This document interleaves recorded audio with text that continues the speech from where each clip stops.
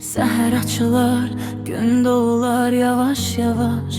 İşə gedər bir ustamız ürəyilə, sirdaş əlində alət yer.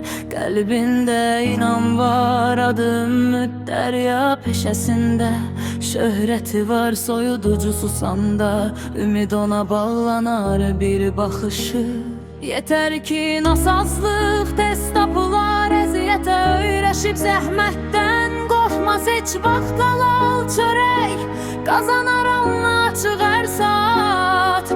Ümid Dərya ustaların ustası əllərində. Can tapar hər soyuducu səsi, zəhmət ilə yazılar ömrün dastanı. Halal əməyin olsun hər zaman nişanı. Açıq olsun evinə sevinç, süfrənə bərəkət dolsun. Sən işlədikcə güvən artar, insanlarda adın hörmət qazanar. Bütün diyarlara dömüdə uzanar, soyuq itməsin deyə insanlar ona arxalanar. Motorun səsini dinlə diqqətlə, problemi həll edər ustalıqla, səbirlə. Bəzən isti yay günü, bəzən qarlı qış axşamı dayanmaz heç zaman zəhmətinin davamı. Müştəri razı qalar, üzündə təbəssüm açar. Halal iş görən insan hər ürəkdə yer tapar. Ümid Dərya ustaların ustası əllərində.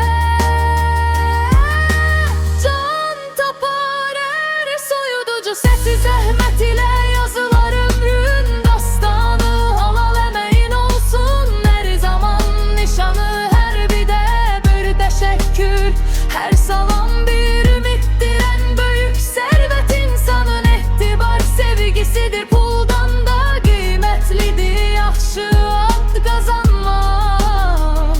Halal zəhmətlə ömrün yollarında yaşamaq. Kompresor işləyər yenə əvvəlki kimi, soyuq qaydar evə bahar. Nəfəsi kimi usta gedər, növbəti ünvana tələsər. Xeyir dualara ürəklərə səs verər. Nə qədər zaman keçsə də dəyişməz bu yol. Əmək sevən insan üçün işdir ən gözəl. Qol Ümid Dəryadır, dillərdə dolaşar. Halal ustanın şöhrəti hər yerə yayılaraq yaşar. Ümid Dərya zəhmətinlə ucalan adalar. Əməyin olsun hər zaman fəxrin murad, soyuducu ustası sənə uğurlar olsun. Hər yeni gün evinə sevinc ruzi dolsun. Sən işlədikcə etibarda böyüsün. Hər an qoy açıq olsun, yolun işığın olsun daima.